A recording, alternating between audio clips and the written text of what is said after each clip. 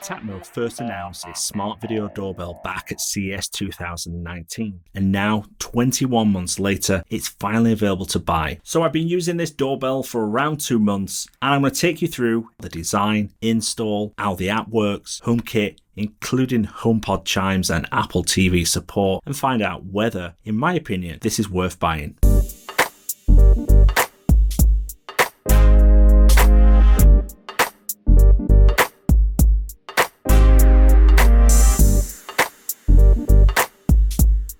Hi, welcome back. My name's John, and this channel is dedicated to everything HomeKit news, reviews, and tutorials. So if you're not already a subscriber and you're into HomeKit, or you want to find out more, don't forget to hit the subscribe button and also the bell button. Also, don't forget to check out our social channels, follow HomeKit, and also if you've got a question or a comment throughout this review and you're not sure on something, leave it in the comment section below and I will get back to you. Also, don't forget, if this video helps you out, don't forget to give it a thumbs up, as it helps other people find this video and it's really appreciated. So starting with the unboxing. First of all, it comes in a nice package design, very similar to the new Netatmo style packaging, which has been released this year. You get the smart doorbell, also the micro SD card, which is already inserted into the doorbell. You get some security stickers and other Netatmo promo stuff, along with the optional finishing plate, which I did end up using. You also get a usable guide, which has got quite a lot of information to read through, and also the chime connector, and you need to use this to regulate the power, along with a wall mounting plate and an optional bracket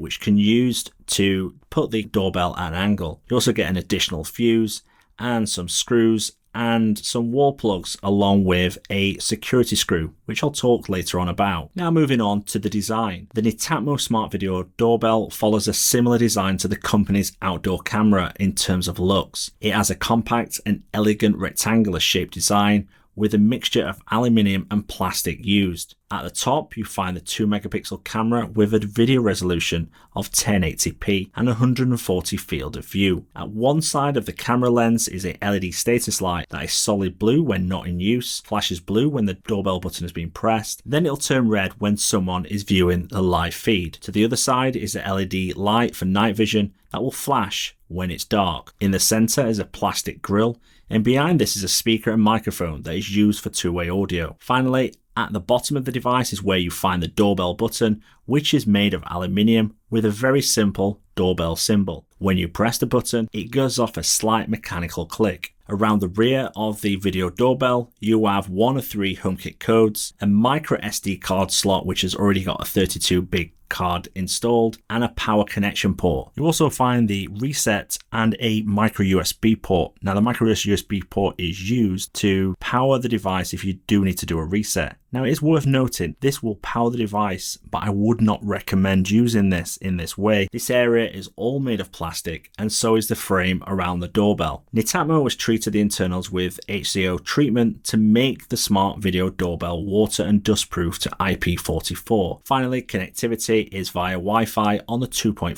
GHz network. Now moving on to installing and getting started with the doorbell. Setting up the doorbell is a little bit more involved than, say, a battery operated doorbell that is plug and play. This is because the doorbell requires you to hardwire the device into your existing doorbell circuit. So you do need a compatible doorbell chime already in place, or you need to install one in order to use this. This means it's compatible with almost all chimes powered by 8 to 24 volts and 230 volt systems. It's also worth pointing out that, like most wired doorbells, the smart video doorbell push button operates on a low power. So this means, as I said earlier on, the Netatmo chime module is essential as it regulates the current between your existing chime and your smart video doorbell. Without this, and if you don't install it, it simply trips out the video doorbell and blows the fuse. Setup starts by turning off the power to your existing doorbell chime, then use the included mounting template to mark the holes for the wall. Finally, use a power drill to create the holes for the mounting plate. The next step is to attach the chime module to your existing doorbell chime. Installation can be a little bit different for each system, so it's worth checking out Netatmo's handy installation guide that shows you how to get started with most systems. But while the wires to install the chime are already pre-stripped. I did need to strip roughly 5mm of extra off the wire to get more wire to play with when installing. Next, remove the existing doorbell and feed the wires through the mounting plate and into the power connector. You then attach to the wall via the holes you've created earlier, and if desired, use the optional finishing plate, which I did. The last step involves attaching the doorbell to the mounting plate and then installing the security screw to prevent it from being stolen. While I mounted the smart video doorbell to be flush with my wall, you can use the optional 25-degree bracket if required. For instance, if you want to put it into a corner of a door or something like that, then you've got this option. Once you turn the power back on, you should get the installation lights on the doorbell, and if so, then you're ready to set up with the app. So setting up the app, you first need to download the Netatmo security app from the App Store. Once you've downloaded the app, the setup process is fast and straightforward. The app will search for the doorbell, and once found, you'll confirm some Wi-Fi settings. Now, adding it to HomeKit is like adding any other device. Scan the HomeKit code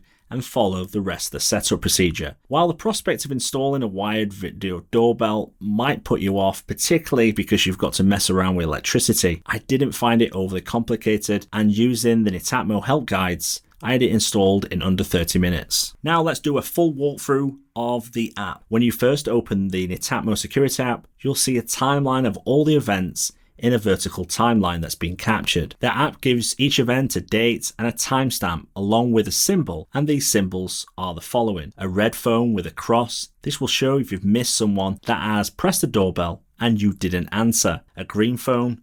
This shows if someone has pressed the doorbell and you answered. Then a blue motion person. This if it's detected a person, but it also can be included with either the green phone or the red phone as part of that event. Clicking on the image will load the captured footage, and you can scrub through the footage to look at certain points or just watch it all. Playback I found is smooth, and you can zoom into the recording to look at an event closer. You can also download clips for offline playback. You can also click on a clip and either delete it or select improve detection. This gives you the option to change the identification of an object. So for instance, if the camera has detected a cloud as a person, you can provide feedback to help improve detection performance. If you want to access the live view of the doorbell at any time, you can do so by tapping on the phone symbol on the preview screen at the top of the timeline. This will take you into live view of what is in front of the doorbell at that particular time, with controls for the microphone, speaker, and also an option to end the live stream. Now it's worth mentioning that the doorbell does not require you to purchase a subscription to use it, nor does Netatmo store any of your recordings on its servers, which I think is a great win for privacy and something that I like about Netatmo and its products. So because it doesn't use servers to store anything, the doorbell saves all recordings onto the 32 gig memory card. Just to give you some idea of the storage performance, I've been using this since the 22nd of July and it's still not full yet. This is following extensive testing and use, so I feel the 32 gig is more than enough for the average user. Within the security app, you also have the option to add activity zones by tapping the 3 dots and then selecting alert zones. This is handy if you're on a busy road and the doorbell is going to be facing out. Being able to set alerts to limit the number of notifications is useful. When you first set up the alert zones, the doorbell already has one set up, but you can alter this like cropping a photo. You can also create up to 4 alert zones for the doorbell, but none of them can overlap each other. I think this is just enough for this type of application, and certainly you're not going to need more than 4 in order to use the doorbell. Now the app has got some other settings, so tapping the settings icon on the top left, you get some advanced options. Here you can alter things like HomeKit settings and rooms, alerts, recording options, and also manage guests that can access the smart doorbell. Multiple people can use the doorbell, so if you have multiple users on the account, the notifications will go through to all of them. So if another person answers the doorbell, it will sync back to the app and show it's been answered. The settings that you should pay particular attention to are alert and recording settings, but unlike the smart outdoor camera, you don't get options for alerts for cars, animals, or other motions. So in this setting, you get the option for what you want the app to do when the smart video doorbell detects a person, and you can choose from the following options. You can either choose to ignore, record, or record and notify you. You also have a setting to control how the doorbell deals with deleting old events.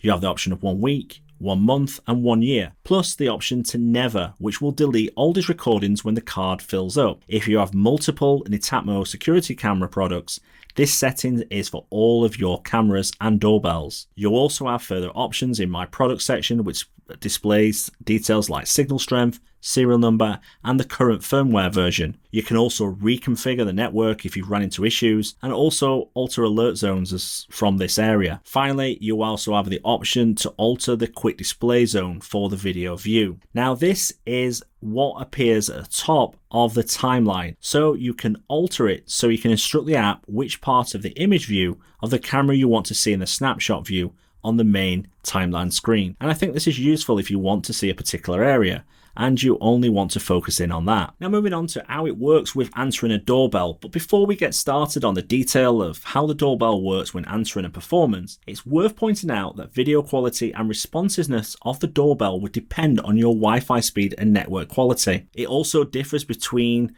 when you're on the same network compared to when you're not at home, for instance, on mobile data or another Wi-Fi network. I just wanted to point that out because different people will get different performance, and it's worth taking that into account. So if someone rings the doorbell, you get a notification from the security app to alert you. I found that the time between pressing the doorbell and the alert appearing on my iPhone was an average of about 2 seconds. Tapping this alert will then establish a connection to the doorbell, and this took on average about 3 seconds. Once a connection is established, you'll be presented what looks like a video call screen. You then have a green accept button or a red decline button, and then in the middle, a speaker control. If you accept the call, then it will open up two-way audio control to speak to the person. I found this did have a slight delay, but it still allowed me to have a meaningful conversation for someone that was at my door. I also tested the performance outside of my network with my mobile data, and it did take a little longer to connect compared to when I was home. But as I've already pointed out,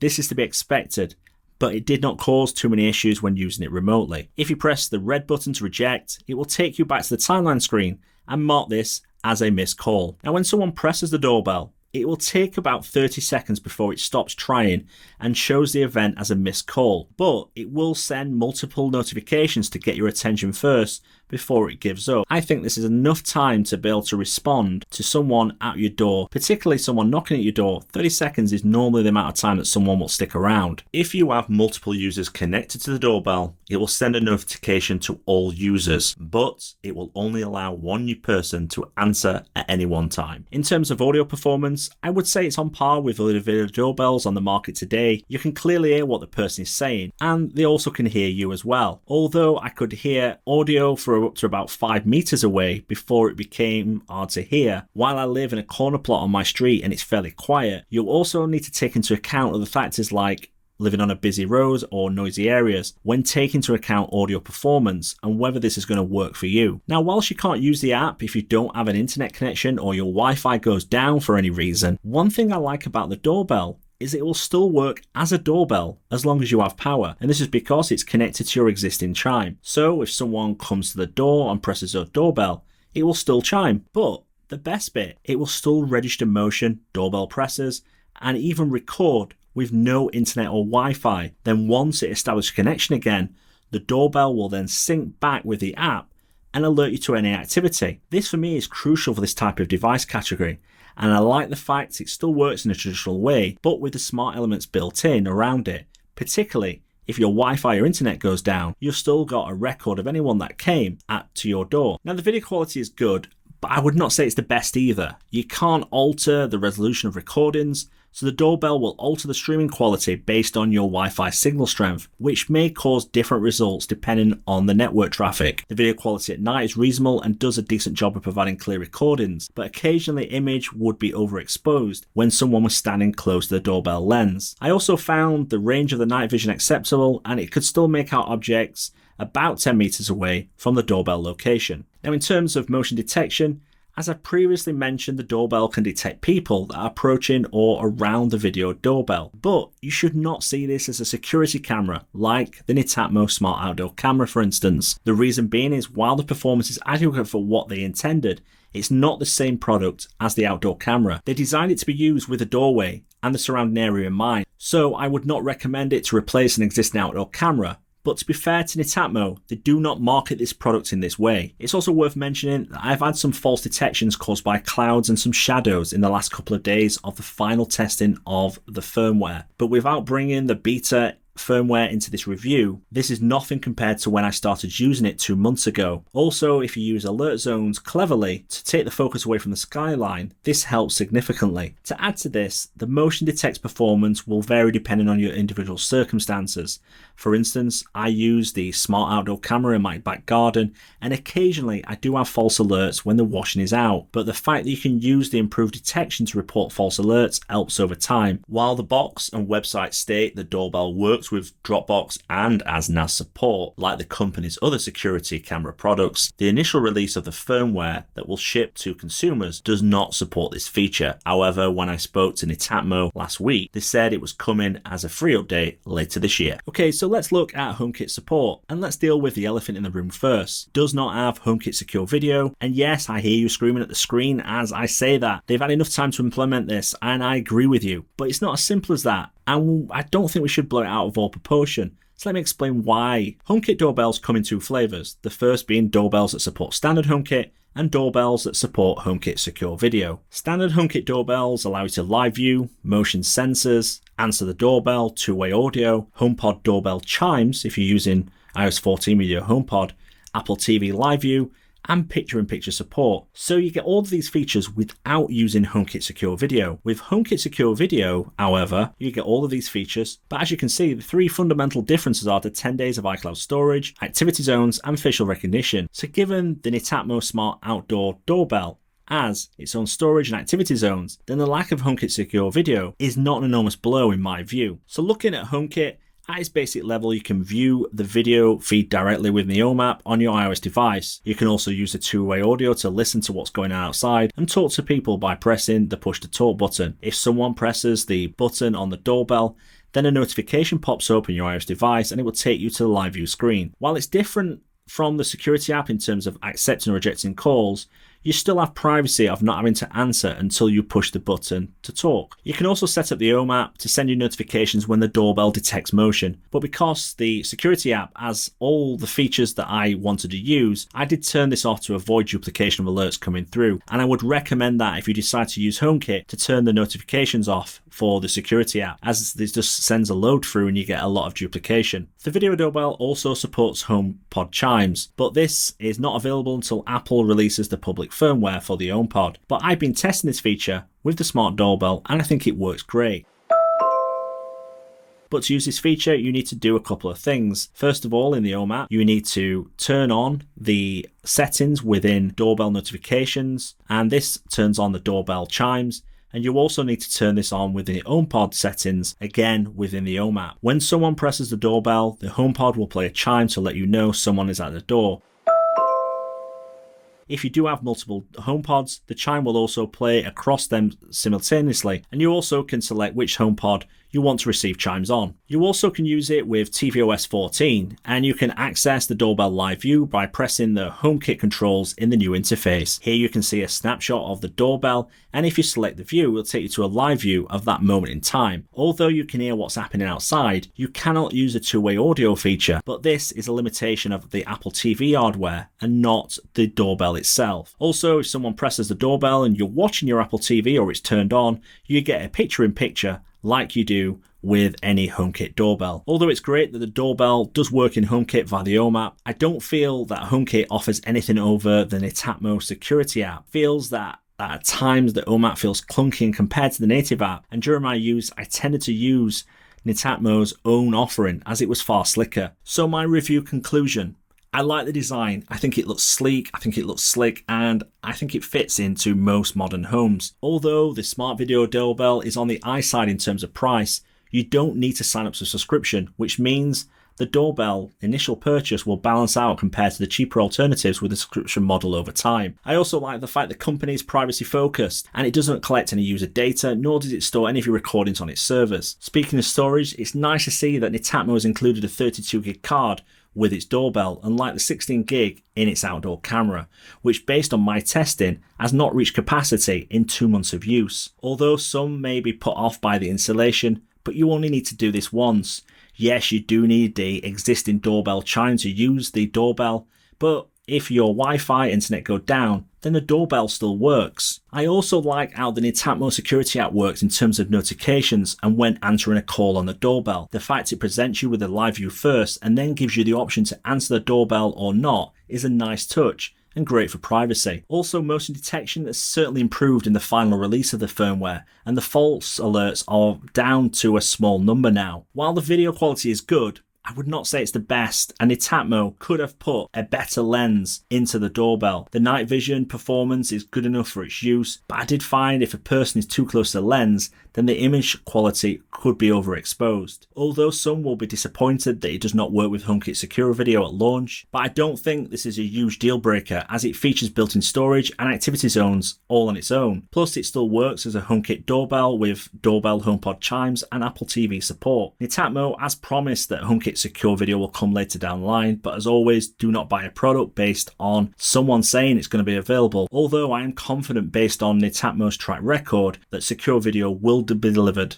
later down the line. But as someone who is a HomeKit native fan, I'm a little overwhelmed with how HomeKit doorbell support works. I get more out of the doorbell using the security app than I do with the Home app, but this is not a reflection on Netatmo as they have no control over this part of the user experience. So the key question is it worth buying the Netatmo Smart Video doorbell? For me, it's a solid yes. And this is not because it's a HomeKit doorbell. This is based on a mixture of excellent build quality, impressive performance, no subscription plans, make this a compelling HomeKit camera that has got a lot of the boxes that needed to be ticked for the current market. You can buy the Netatmo video doorbell for £269 in the UK and €299 across Europe. Netatmo has said the video doorbell will arrive in the US later this year. So that's a wrap on this review. Hopefully you found it useful and you've learned something. If you've got any outstanding questions or you want clarity on something, leave it in the comment section below and I will get back to you. Also, don't forget to subscribe to the channel, and if you've liked this video, give me a thumbs up. Thank you very much.